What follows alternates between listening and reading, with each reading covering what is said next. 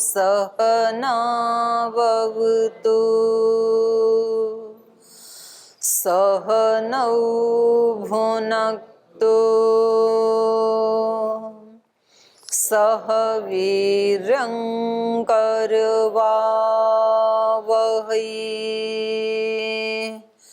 तेजस्विनावधीतमस्तु मा विद्विषावहै।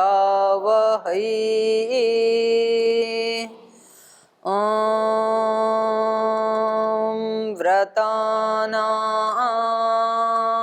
व्रतपते व्रतं चरिष्यामि तच्छकेयं तन्मे राध्यताम् इदमहमनृतात् सत्यमुपैमि ॐ शान्ति शान्ति शान्तिः।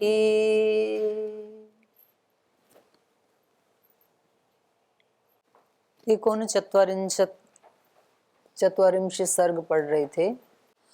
ताटका, सुबाहु, मारीच इन राक्षसों का वध करके विश्वामित्र जनकपुर की तरफ लेकर जा रहे हैं श्री राम लक्ष्मण को। और रास्ते में जाते हुए जहाँ सांझ ढलती है एक नदी के किनारे, तो वहाँ वो विश्राम करते हैं और अपनी सायंकालीन दिनचर्या समाप्त करने के बाद रात्रि को महर्षि विश्वामित्र श्री राम को उन्हीं के कुल खानदान की एक कथा सुना रहे हैं। पहले उन्होंने अपने कुल खानदान के बारे में बताया, उसके बाद सगर जो इन्हीं के पूर्वज हैं उनके बारे में बता रहे हैं। तो श्री राम भी उसमें बहुत आनंद ले रहे हैं सुनने में। तो कह रहे हैं कि आप जरा विस्तार से बताइए इस कथा के बारे में।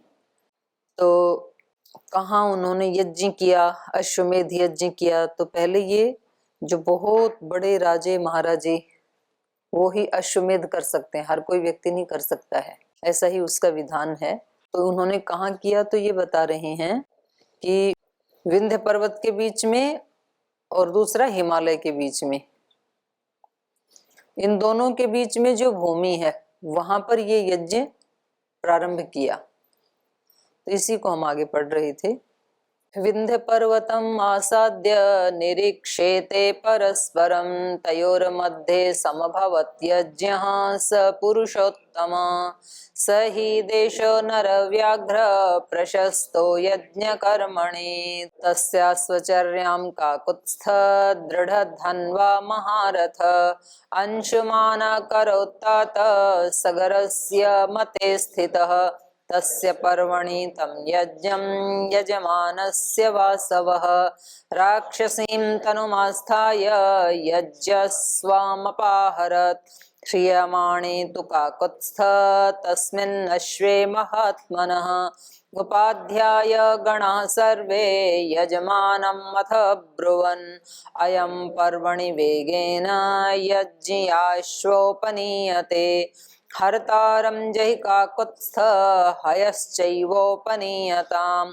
यज्ञचित्रं भवेत्तेतत् सर्वेषां शिवाय नः तत्तथा क्रियतां राजन् यज्ञश्छिद्रः कृतो भवेत् सोपाध्याय वचः श्रुत्वा तस्मिन् सदसि षष्ठे पुत्र सहस्राणि वाक्यम् एतद्वाचः गतिं पुत्रा न पश्यामि रक्षसां पुरुषर्षभाः मंत्रपोतैर्महाभागैरास्थितो हि महाक्रतुः। तो उन दोनों पर्वतों के बीच में विंध्य पर्वतम आसाद्य निरीक्षित परस्परम, जहां दोनों पर्वत एक दूसरे को देख रहे, निरीक्षण कर रहे हैं, तयोर मध्य उन दोनों के बीच में हे पुरुषोत्तम स यज्ञ समभवत, वो यज्ञ हुआ था। स ही देशो नरव्याघ्र प्रशस्तो यज्ञ कर्मणि, क्योंकि यज्ञ कर्म के लिए वो जो प्रदेश है, दोनों पर्वतों के बीच वाली जो भूमि है वो प्रशस्त भूमि है।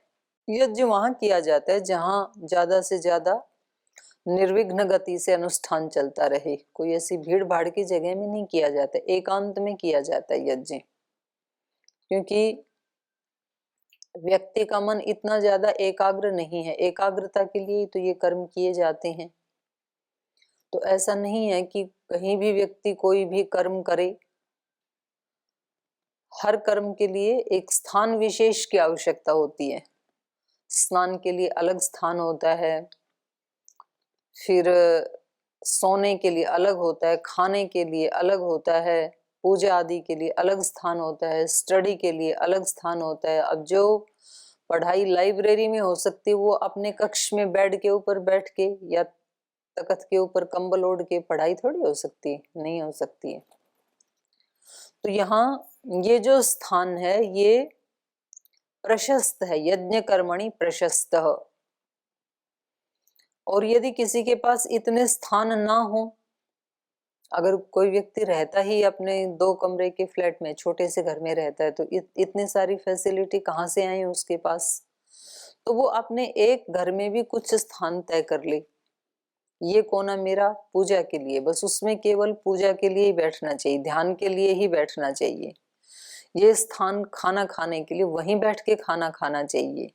ये स्थान पढ़ने के लिए है, वहीं बैठ के पढ़ना चाहिए। क्योंकि वो उस समय उस कर्म को करते हुए जो हमारी भावनाएं और सूक्ष्म वाइब्रेशंस जो निकलते हैं, तो वो फिर उस स्थान में इकट्ठे होते चले जाते हैं रोज रोज। तो जैसे ही आप वहां बैठेंगे तो तुरंत आप उसी स्थिति में पहुंच जाएंगे। रोज ध्यान करते हैं तो वहां ही ध्यान करने से जल्दी लग जाता है। रोज रोज स्थान चेंज करेंगे तो चित्त को पता ही नहीं चलेगा।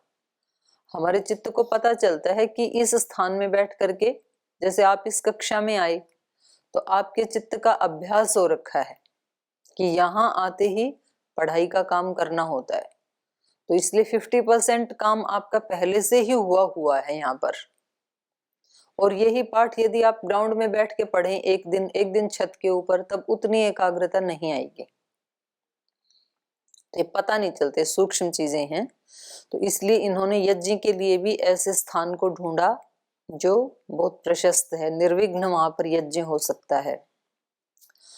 तस्य अश्वचर्याम काकुत्स्थः दृढ़धन्वः महारथः। तो क्योंकि ये विश्वामित्र सुना रहे हैं श्री राम को, तो वो कह रहे हैं, हे नरव्याघ्र, हे पुरुष सिंह, तस्य अश्वचर्याम काकुत्स, हे काकुत्स्थ, उसकी अश्वचर्या, अश्वचर्या माने अश्व की रक्षा करना, ये दृढ़ धन्वा महारथः, ये जो दृढ़ धन्वा माने सुदृढ़ धनुर्धर है, अंशुमान अकरोत, जो घोड़ा छोड़ा जाता है उसके पीछे पीछे एक बलशाली व्यक्ति चलता है। जैसे श्री राम ने छोड़ा तो शत्रुघ्न चल रहे थे, श्री राम ने छोड़ा तो ऐसे ही इन्होंने छोड़ा तो ये इनका जो पुत्र है, इनके एक रानी से एक पुत्र हुआ और दूसरी से 60,000 हुए। तो जो एक पुत्र का भी जो पुत्र अंशुमान अर्थात इनका पौत्र, उसको ये कार्यभार दिया गया। तस्य अश्वचर्याम काकुत्स्थः महारथ दृढ़ धन्वा अंशुमान अकरोत, उसकी अश्वचर्या अंशुमान ने की, जो बहुत सुदृढ़ धनुर्धर हैं। सगरस्य मते स्थितः, और ये कार्यभार सगर की मति से ये निर्णय लिया गया।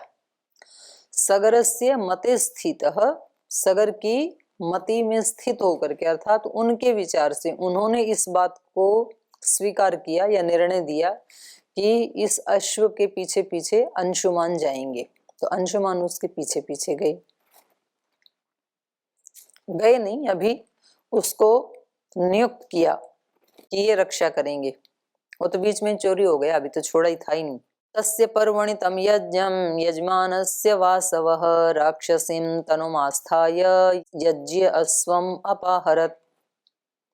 तस्य पर्वणि तम यज्ञं तस्य पर्वणि, उस यज्ञ का वो जो पर्व चल रहा था, तो उसमें वासवः, वासवः माने इंद्र, बसाने वाला सबको, यजमानस्य यजमानस्य तस्य तस्य यजमानस्य तम यज्ञम पर्वणि, उस यजमान के उस यज्ञ पर्व में वासवः इंद्र राक्षसीम तनुम आस्थाय, राक्षसी शरीर धारण करके यज्ञ अश्वम अपाहरत, यज्ञ के घोड़े को उन्होंने चुरा लिया। क्यों चुरा लिया? इंद्र को क्या दिक्कत थी? अगर इनका ये अश्वमेध यज्ञ पूरा हो जाता तो ये इंद्र बन जाते। इंद्र कोई व्यक्ति नहीं होता है। पुराणों में जहां जहां या वेद में भी जहां इंद्र की चर्चा आती है, इंद्र एक उपाधि का नाम है। जैसे सीएम, पीएम, आईएएस उपाधि का नाम है ना। कोई भी व्यक्ति उतनी मेहनत करके आईएएस बन सकता है, कोई भी व्यक्ति उतनी मेहनत करके सीएम, पीएम बन सकता है। तो ऐसे पद है ये इंद्र एक। तो जो इतनी तपस्या करेगा वो व्यक्ति इंद्र बन जाएगा और वो पहले वाले को हटा देगा। जो नया सीएम बना है वो पुराने वाले को छुट्टी। तो इसलिए इंद्र को ज्यादा चिंता हो जाती है जब कहीं पुण्य बढ़ता है, उसको लगता है कि अभी खतरे में है। तो सभी को, देवताओं को भी अपनी पद प्रतिष्ठा तो प्रिय होती है, सभी को होती है। तो इसलिए इन्होंने राक्षसीम तनुम आस्थाय, राक्षसी शरीर धारण करके, चोरी करेगा तो राक्षसी शरीर तो अपने आप ही हो ही जाएगा। जो आदमी गलत काम करने के लिए जाता है तो उसके लिए पहले उसको खुद गलत बनना पड़ता है। अच्छा व्यक्ति बनकर के कभी कोई गलत काम नहीं कर सकता है। जब रावण लेके गए ना सीता माता को, तो उनकी पत्नी ने उनको समझाया, मंदोदरी ने, आप तो मायावी राक्षस हैं। जब आप सीता को यहाँ ले आए हैं और आपको ये पता है कि सीता श्री राम के प्रति अनन्य श्रद्धा भक्ति रखती है और सीता को आप अपने महल में लाना चाहते हैं, तो आप क्यों नहीं राम का ही रूप धारण कर लेते? तो वो जैसे ही आपको राम के रूप में देखेगी तो वो अपने आप ही आपके साथ आने के लिए तैयार हो जाएगी, स्वीकृति दे देगी। तो उन्होंने कहा ये तो मैं कर चुका हूं ये कर्मकांड तो, लेकिन दिक्कत यह है कि जैसे ही मैं श्री राम का रूप धारण करता हूं, मुझे सारी धरती की महिलाएं सम्माननीय श्रद्धेय लगती हैं। वो अपनी माँ बहन बेटियों जैसी लगती हैं। मैं गलत काम कर ही नहीं सकता हूँ। तो इसलिए इन्होंने चोरी करने के लिए कैसे शरीर को धारण किया? इंद्र ने भी, जो देवताओं का भी राजा है, राक्षसीम तनुम आस्थाय, राक्षसी शरीर। राक्षसी शरीर का मतलब यही है कि जब भी आदमी गलत काम करता है तो पहले उसको खुद गलत बनना पड़ता है। चोरी करने के लिए पहले चोर बनना पड़ता है, उसकी योजना बनानी पड़ती है। व्यभिचारी बनने के लिए, व्यभिचार करने के लिए पहले व्यभिचारी बनना पड़ता है, उसको वैसा सोचना पड़ता है, उसकी योजना बनानी पड़ती है। झूठ बोलने के लिए पहले व्यक्ति को झूठा बनना पड़ता है, क्योंकि उसने अपने माइंड में तो झूठ बोल ही लिया, बाहर बोलेगा योजना बना के।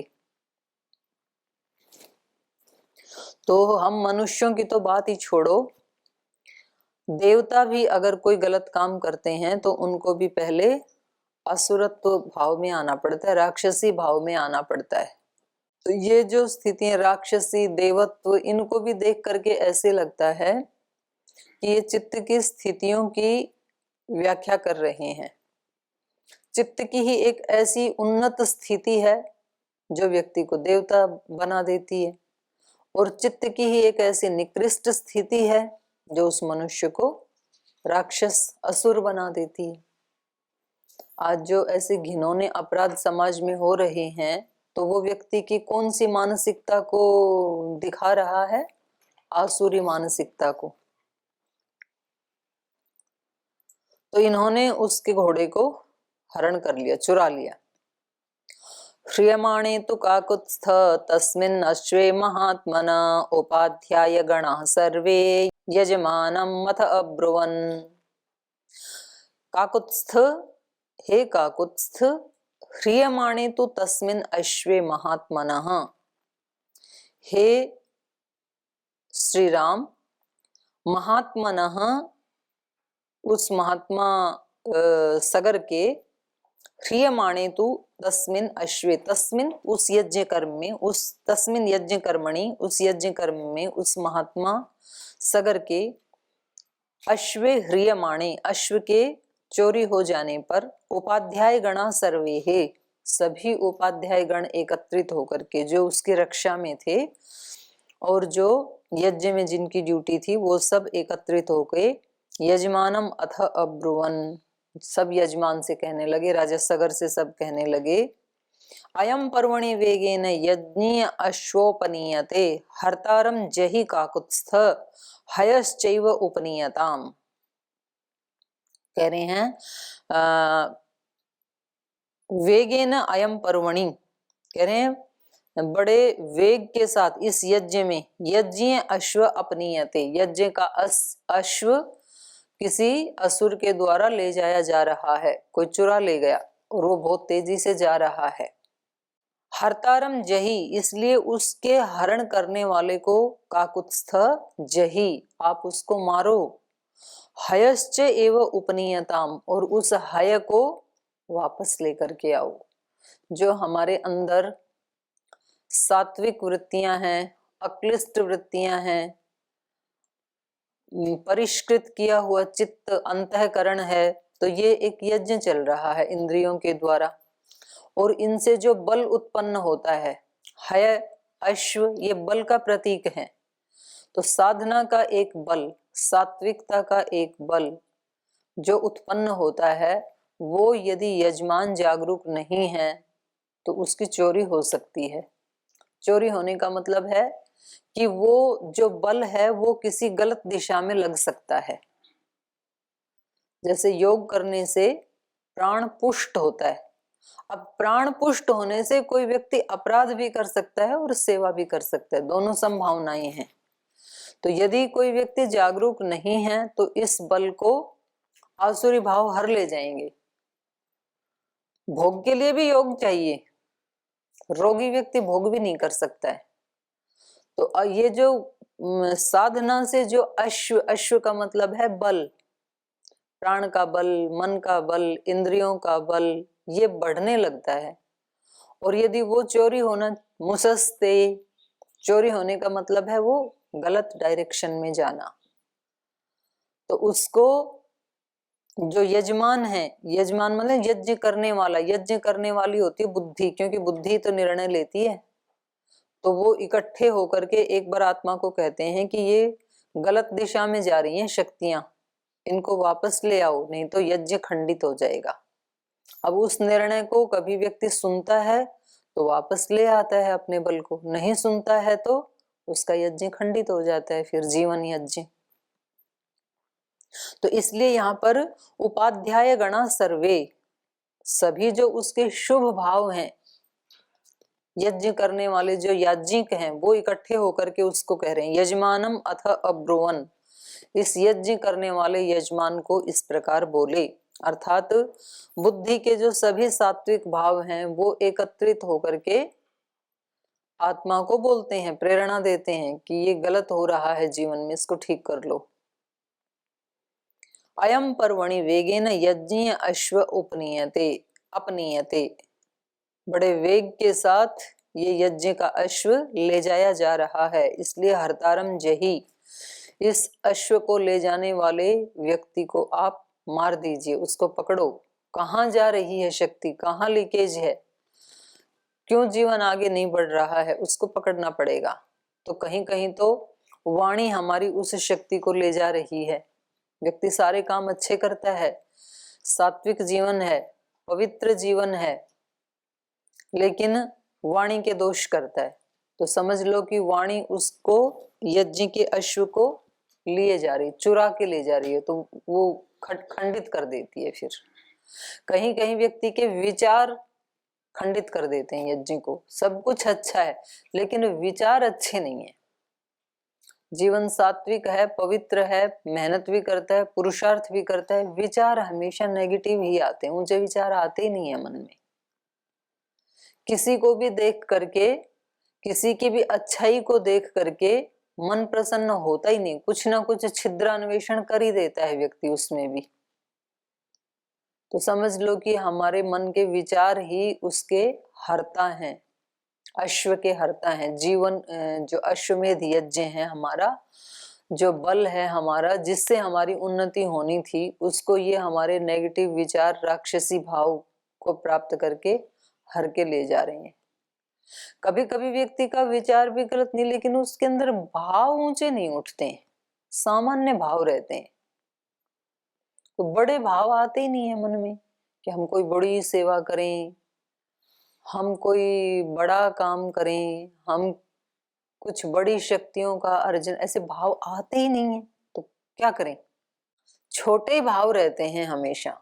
मतलब किसकी शिकायत लगा दें, किसके साथ झगड़ा करें, किसकी चुगली करें, किसकी निंदा करें, किसका धन चुरा लें, किसकी चेन छीन के ले आए, लूट के ले आए।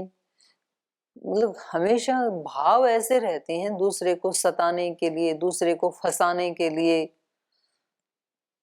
तो समझ लो कि हमारे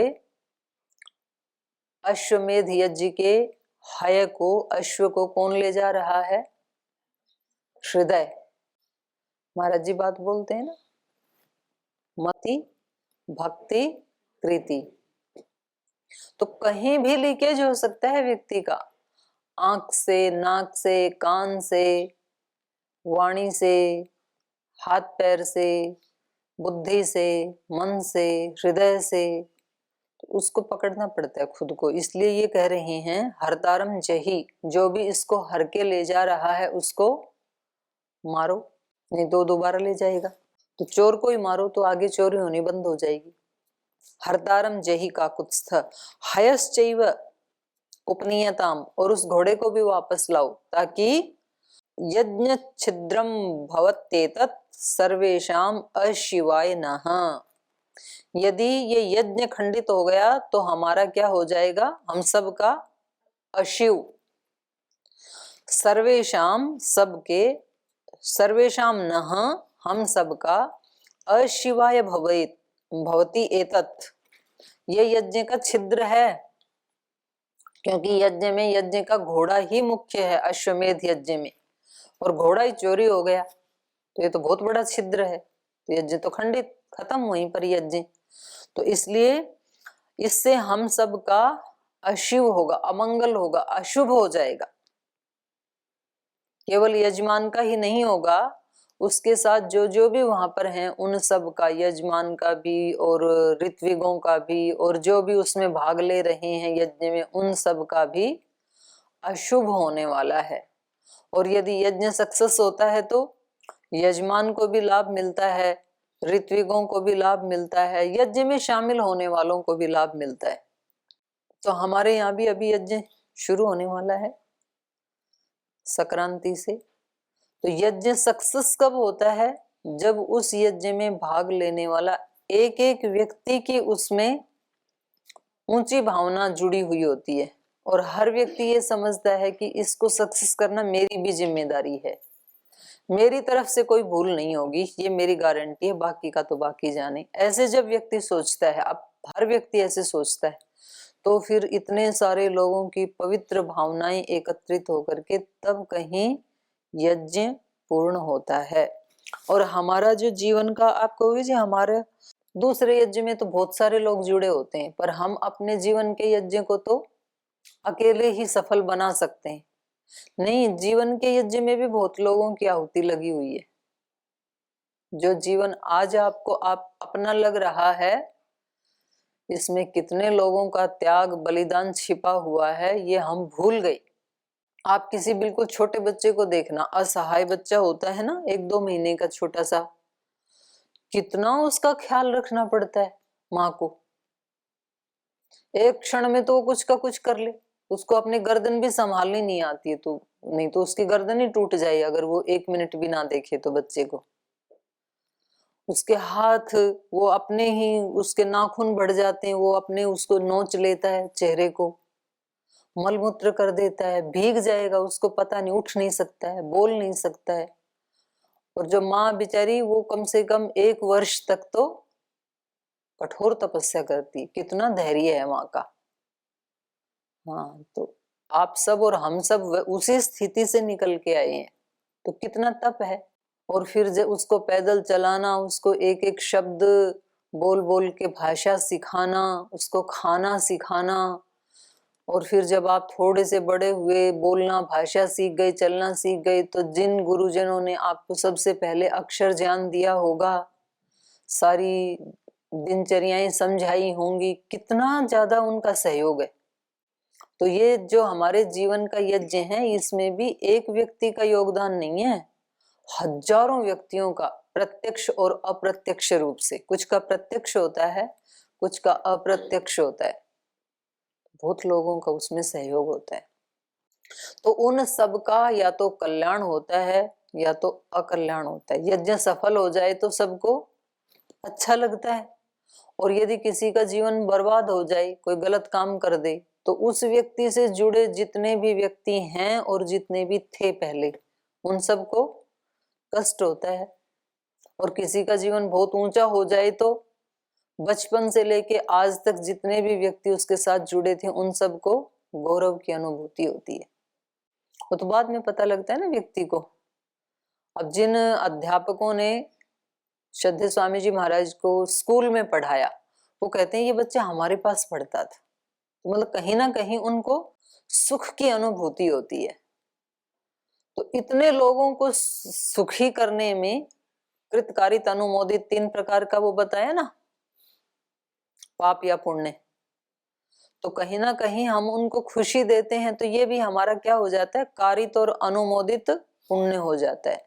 और किसी भी रूप में हम किसी को कष्ट देते हैं तो वो हमारा कारित या अनुमोदित पाप हो जाता है।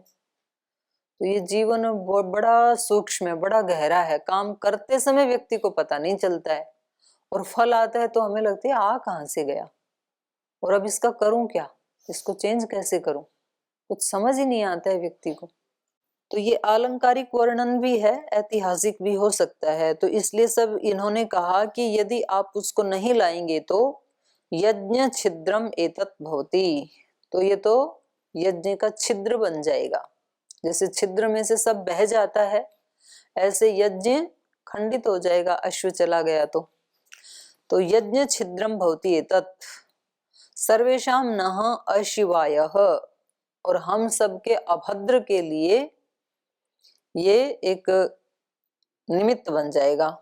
तथा क्रियताम राजन यज्ञ अच्छिद्र कृतो भवेत, इसलिए हे राजन, वो सब उपाध्याय गण कह रहे हैं सगर राजा को, हे राजन तथा क्रियताम, कुछ ऐसा करो जिससे यज्ञ अच्छिद्र कृतो भवेत, ये यज्ञ अच्छिद्र हो जाए, इसमें कोई त्रुटि ना हो, इसमें कोई विघ्न बाधा ना आए, ये निर्विघ्न संपन्न हो जाए। तो आप भी तो ऐसे संकल्प करते हैं जब यज्ञ करते हैं तो, हे प्रभु कार्यमिदं, हाँ, तो वो तो छोटे यज्ञ के लिए करते हैं। और ऐसे ही यही संकल्प, यही जो पंक्ति जो आपने अभी बोली, वो सुबह उठ करके एक बार अपने जीवन यज्ञ के लिए भी बोलने चाहिए। हे प्रभु, आज का जो जीवन यज्ञ है वो कार्यमिदं सफलम, तो फिर सफल के ऊपर थोड़ा रुकना, सफल कैसे होगा, सफलम निर्विघ्नम, विघ्न क्या क्या आ सकते हैं, तो ऐसे नहीं सोचना कि विघ्न ना आए। आप बोलोगे रोज बोलते हैं फिर विघ्न आते हैं, बोला क्या जा रहा है, जो विघ्न आएंगे वो विघ्न आकर के भी मैं कुछ ऐसा रिएक्ट करूं कि वो विघ्न विघ्न ना रहे, निर्विघ्न ही हो जाए। विघ्न तो आएंगे क्योंकि प्रेयर आप कर रहे हो, विघ्न देने वाला थोड़ी कर रहा है आपके लिए, वो तो देंगे।